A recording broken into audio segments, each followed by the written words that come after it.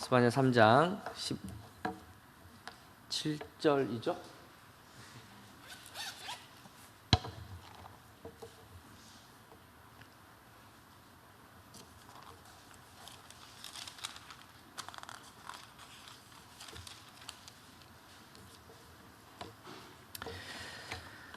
우리 함께 성경 말씀 공독하도록 하겠습니다.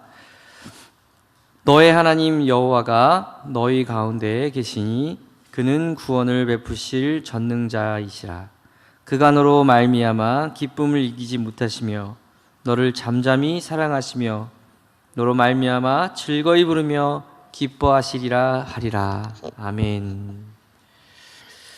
오늘 말씀을 통해 우리가 다시 한번 구원의 기쁨을 회복하고 우리 하나님을 믿는다는 것, 또 하나님을 사랑한다는 것, 또 하나님께서 우리와 언제나 함께 계시다는 것이 얼마나 큰 복인지 깨닫는 귀한 시간 되기를 축복합니다. 오늘 스바냐서는요, 요엘서와 아모스서와 마찬가지로 역시 여호와의 날이 중심 주제인 성경입니다. 여호와의 날은 어떠한 날이라는 것은 이중적인 의미를 갖습니다. 우리나라도 법무부 장관 때문에 어떤 사람들은 이 사람을 응원하고 어떤 사람들은 저 사람을 응원하고 이렇게 갈려지는 것처럼 두 가지 의미가 있는 거죠. 본 어떠한 상황에서도. 이 여호와의 날도 그렇습니다. 불법하고 경건치 못한 자에게는 그날이 심판의 날입니다. 여호와의 날은 그렇습니다. 그러나 고난 중에도 믿음을 지키고 의롭게 행하는 자에게는 그날이 바로 구원의 날이고 은혜의 날인 줄 믿습니다. 사랑하는 여러분, 우리 예수님 오십니다. 그리고 우리 인생에도 끝이 있습니다. 그리고 언젠가 우리는 하나님 앞에서 우리의 삶을 보게 될 것입니다. 그때 부끄럽지 않는 여러분들 되기를 축복합니다. 하나님 앞에서 복되고 아름다운 은혜의 날, 그 구원의 날이 되는 여러분들 되기를 축복합니다. 본서의 저자의 이름을 따서 스바냐라고 부릅니다. 여러분, 이 스바냐라는 이름은 어떤 뜻이냐면요, 여호와께서 숨겨준 자, 비축해준 자, 렘넌트하고 좀 비슷한 뜻이기도 한데요, 얼마나 멋진 말인지 모릅니다. 여호와께서 숨겨둔 자. 여러분 소중한 것들을 어떻게 하죠? 숨겨둡니다. 여러분 소중한 거 어떻게 하죠? 모아둡니다. 여러분, 여호와께서 특별히 선택하셔서 비축하고 모아두는 그런 여러분들 되기를 축복합니다. 하나님께서 우리 모두 사랑하시지만 14만 4천 명, 좀 그 중에서도 좀 특별한 베드로와 요한처럼 예수님의 양옆에 있는 그런 열심이 있는 우리들이 되기를 축복합니다. 그것마저도 하나님께서 하지 마시라고는 하지 않으실 겁니다. 여러분의 열심히 그 일을 꼭 이루실 겁니다. 이 스바냐는요, 왕족입니다. 왜냐하면 이 성경 말씀을 보면 그 스바냐 선지자가 활동했을 때 요시야 왕 때였는데요, 이때도 그 우상 숭배의 흔적들이 남아 있음을 봅니다. 그런데 이 본서가 요시야 왕이 종교 개혁을 단행하기 전에 한 것으로 기록된 것으로 보입니다. 왜냐하면 이 말씀들이 보면 다 이스라엘의 타락에 대해서 이야기하고 있고요.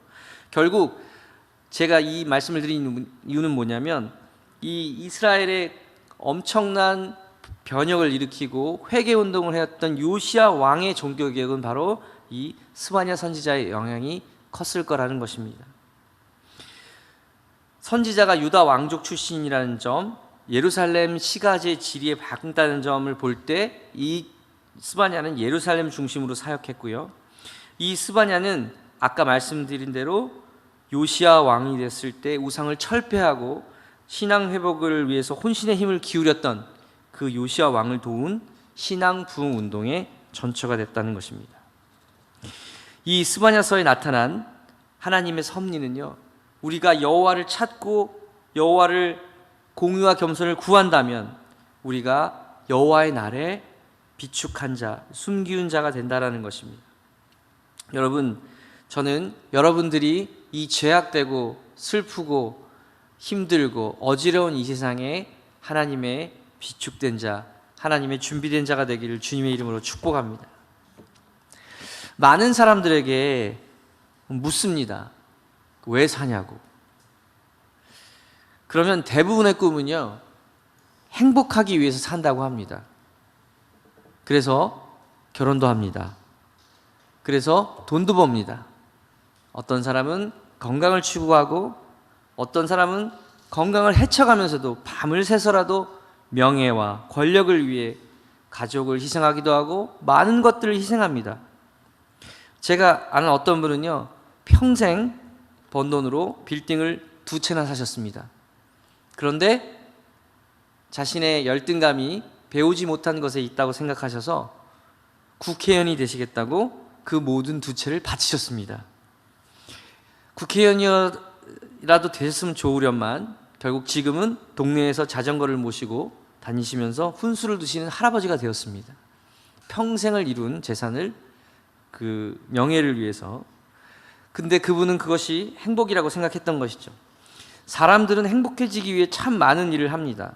그리고 사람들과 만나고 헤어지고 길을 쓰고 행복해지려고 합니다. 그런데 참 놀라운 것은 그렇게 많은 애를 쓰고 많은 일들을 하고 밤을 새우는 노력을 하면서도 결코 행복해지지 않는다는 것입니다. 결혼이 행복의 끝인 줄 알았죠. 고생의 시작, 눈물의 시작이라는 것을 우린 압니다.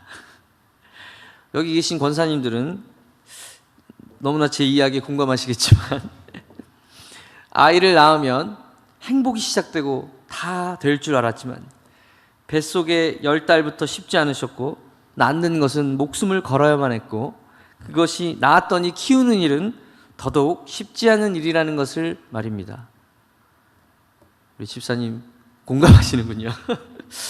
이 얘기가 바로 제가 요즘 뼈저리게 느끼는 이야기입니다. 실제로 제 오른쪽 손목이 좀 저립니다. 로엘이 녀석이 얼마나 뛰는지 놓칠 수가 없으니까 저는 더 힘을 주고 더 힘을 줄수록 제 손목은 더 아파옵니다. 결혼과 육아뿐만이 아닙니다. 수많은 사람들이 돈을 생명처럼 귀히 여기고 돈을 벌기 위해서 온 청춘을 다 바칩니다. 심지어는 가족과 친구도 버립니다. 그런데 그렇게 쥔 돈이 행복을 가져다 줄까요? 그렇지 않습니다. 절대로 행복을 담보해 주지 않습니다. 오히려 돈 때문에 가정에 불화가 수많은 타락과 죄악이 돈을 통해 옵니다. 차라리 없는 것이 낫습니다. 일만하게 뿌리가 돈을 사랑해서 온다고 성경은 이미 말하고 있는데도 불구하고 사람들은 돈을 쫓아 삽니다. 진리입니다. 정말 맞는 말씀입니다. 한 가지만 더 얘기할까요? 건강만 하면 행복할 줄 알았습니다. 그런데 잘 생각해 보십시오. 나 혼자 건강한 것도 나 혼자 사는 것도 행복이 아닙니다. 여러분, 늙지 않는, 생각해 보십시오. 나 혼자 늙지 않고 주변 사람들은 다 늙어가고 죽습니다. 계속 저는 건강합니다. 그건 도깨비입니다. 늙지 않는 그것은 도깨비일 뿐입니다. 여러분, 행복이 어디에 있겠습니까? 제가 고구마를 캐러 2주 연속으로 일주를 주일마다 다녀왔는데요. 정말 행복하더라고요. 어떤 게 행복했냐면 함께 밥 먹는 거. 제가 두 번째는 지금 기름을 튀겨가며 맞아가며 제가 구운 삼겹살을 얼마나 맛있게 드시는 그 모습만 봐도 막 손이 뜨거워도 계속 굽게 되더라고요. 그게 행복이더라고요. 밥상에 한 상에 돌려서 수고한 하루를 서로 축하하고 기도하는 밥상 공동체, 그게 천국이더라고요. 사랑하는 여러분, 우리는 행복의 정의를 다시 내려야 합니다. 우리 믿는 사람들의 행복은 어디에 있어야 되냐면요, 하나님 안에 있습니다. 예수님 안에 있습니다. 성령님의 동행하심에 있습니다. 아무리 추운 인생의 겨울이라도 성령님과 동행하는 자, 그 마음에 불이 있습니다. 여러분, 누군가를 사랑할 때를 생각해 보십시오. 옷을 입지 않아도 춥지가 않습니다. 아무리 더워도 덥지가 않습니다. 누군가를 사랑하는 사람에게는 놀라운 일이 벌어집니다. 아무리 극심한 인생의 풍랑 한가운데 있을지라도 내가 사랑하는 예수님을 바라보는 자, 그 파도 위를 걷는 역사를 체험하는 것입니다. 아무리 큰 아픔과 슬픔의 한가운데 있을지라도 하나님 안에 거하는 자, 반드시 행복자가 되는 것입니다. 오늘 그 행복자 한 분을 좀 보여드리고 싶습니다. 이 영상은 시각장애 가수인 오하라 씨의 영상입니다. 이분은 46세 노래를 시작했고요. 36세 장님이 됩니다. 그것도 후천석 망막 결핍 이런 장애라서요. 보던 사람이 못 보면 더 슬픕니다. 한번 보도록 하겠습니다. 중간에 제가 좀 이렇게 끊도록 할게요. 네.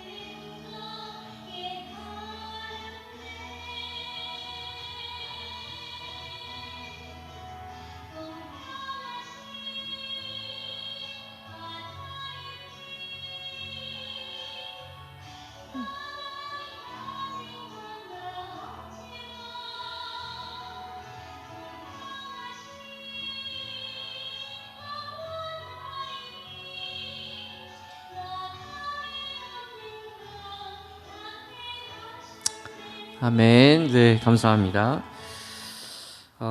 어둠은 갑자기 찾아왔습니다. 후천석 시각장애인으로 36세 실력을 잃었고 어느 날처럼 여름의 어느 날 평소처럼 딸아이와 함께 배드민턴을 치러 나간 눈이 보이지 않아서 그래서 병원에 갔더니 피곤해서 안 보이는 줄 알았더니 망막색소 변성증이라는 판정을 받았고 더 이상 망막이 저하돼서 더 이상은 볼 수 없게 되는 난치병이었다고 합니다. 병명을 들었을 때 이는 사형 선고를 받은 것 같았고 나락으로 내동대치는 느낌이었습니다. 한평생 멀쩡한 눈을 가지고 살았는데 앞을 못 볼 생각하니 그 심정은 말로 표현할 수가 없었다고 합니다.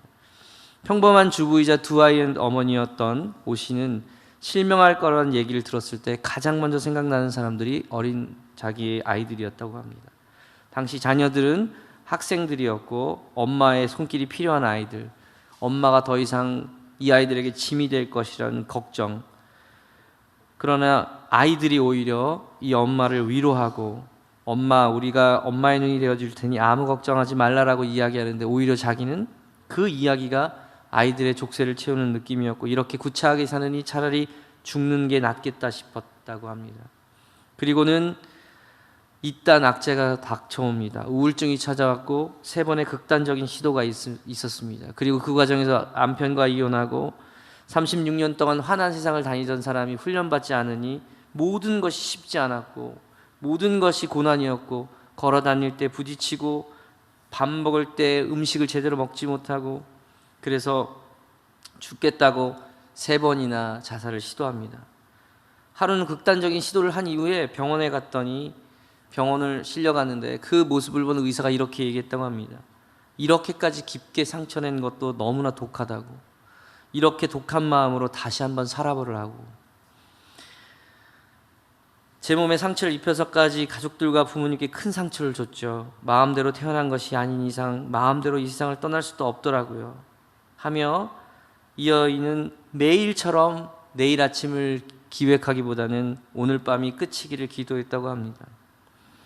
그런데 어느 날 자신이 누군가를 자신을 사랑한다는 이야기를 알게 되었습니다. 그것은 부모님이었고 자녀들이었고 무엇보다도 자기 자신이 자기를 사랑하지 않았다는 것을 알게 되었다고 합니다. 그 이후에 이 여인은 하염없이 울고 기도했답니다. 이제부터는 나를 더 사랑하는 내가 되겠다고, 내 안에 계신 우리 하나님을 바라보겠다고.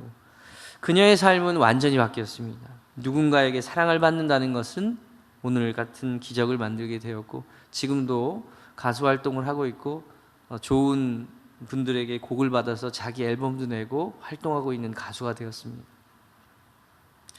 오늘 본문에서 하나님은 어떤 분이라고 이야기합니까? 너희 하나님은 여호와. 이 여호와는 살아계시며 스스로 존재하시는 하나님, 전능하신 하나님이라는 것입니다. 그분이 우리의 가운데 계시고요, 우리를 잠잠히 사랑도 하시고 이름을 부르며 기뻐하신 분이라는 것입니다. 저는 만나는 분들마다 저의 자녀 이야기를 합니다. 정말 저는 아이들을 주신 하나님께 너무나 감사드립니다. 이유는 아이들을 갖게 된 후 하나님의 마음을 이제 조금이나마 이해하게 되었기 때문입니다. 하나님이 우리를 사랑하시는 이유가 우리가 어떤 사람이라서 그런 게 아니라는 것을 알게 되었습니다. 하나님께서 우리를 사랑하시는 이유는요, 우리가 하나님을 닮은 사람들이기 때문입니다. 제가 우리 라일이 로엘이 사랑하는 이유는 다른 게 없습니다. 저를 닮은 저의 아이들이기 때문입니다. 그 아이를 보면 내가 있습니다. 우리 하나님도 우리를 보시면서 그럴 겁니다. 야, 내가 너구나. 내가 너를 사랑한다. 때로는 그들의 이름을 부르는 것만으로도 저는 기분이 좋습니다. 아마 우리 하나님도 여러분 이름 부르시는 것 하나만으로도 기분 좋아하실 것입니다. 제가 많이 말씀드리는 이사야서의 말씀처럼 여러분의 이름 그분의 손바닥에 새겨놓고 네 어미가 너를 잊을지라도 나는 너를 잊을 수 없다. 나는 너를 시온 성벽에 써놓고 나는 너를 생각한다라고 이야기하실 것입니다. 그들을 안고 있는 것만으로도 제 가슴이 얼마나 터질 듯이 행복한지 모릅니다. 하나님은 그렇게 우리를 사랑하십니다. 우리의 이름 부르는 것만으로도 우리를 안고 잠잠히 부르시며 때로는 즐거이 부르며 얼마나 기뻐하시는지 우리가 깨닫는다면 우리에게 닥쳐오는 수많은 문제들과 고난들을 넉넉히 이겨내기에 충분할 것입니다. 사랑은 두려움을 이겨냅니다. 사랑은 의심과 불안을 뚫어버립니다. 사랑은 모든 불가능을 가능케 하는 열쇠입니다. 사랑은 이 세상에서 그래서 가장 비싼 가치입니다. 며칠 전 제가 이 설교문을 쓰고 있는 중에 또 하나의 슬픈 이야기를 들었습니다. 그 25살의 여자 연예인인 셜리라는 친구가 세상을 달리했습니다. 물론 우울증이라는 병으로 자신의 목숨을 끊었겠지만 그녀와 아까 말씀드린 오하라는 그분과를 비교한다면 너무나도 다릅니다. 그 친구는 거의 모든 것을 가진 연예인이라고 볼 수 있습니다. 이쁘고 나이도 어리고 뿐만 아니라 SM이라는 대형 기획사에 눈이 보이지 않는 가수와 이 어린 여가수 셜리라는 이 두 사람의 인생은 너무나 달랐습니다. 그러나 결국 두 사람의 끝은 이리도 다른 것입니다. 여러분, 누군가와 함께하고 있다는 것, 누군가의 사랑을 받는다는 것을 믿는 사람들은 결코 포기하지 않게 되는 것입니다. 그 가수가 이런 글을 남겼다고 합니다. 누군가에게 내가 손을 내밀었을 때 누구도 잡아주지 않았다고. 어쩌면 이 어린 소녀는 누군가가 그 손을 잡아주기를 원했을 것입니다. 그러나 아무도 없다고 생각하는 순간 그녀는 극단적인 생각을 할 수밖에 없었겠죠. 사랑하는 여러분, 이 세상 사람 모두 여러분을 모른다고 하여도 우리 예수님은 여러분을 위하여 십자가에 달려 돌아가셨고 지금도 하나님 우편에서 여러분의 이름을 부르며 중보하시는 우리 주님이심을 믿습니다. 어떠한 상황과 환경 가운데서도 주님을 바라보는 자, 소망이 있는 줄 믿습니다. 너의 하나님 여호와가 너의 가운데 계시고 그는 어떠한 상황과 형편 속에서도 구원을 베푸실 전능자시고 그가 너무 여러분을 사랑하셔서 때로는 즐거이 부르시기도 하시고 기쁨을 이기지 못하셔서 환호성을 부르시고 여러분을 잠잠히 사랑하시는 그 하나님이시라는 것입니다. 어떠한 상황과 형편 가운데서도 우리 하나님은 여러분을 구원하실 놀라우신 전능자 여호와 하나님이심을 믿습니다.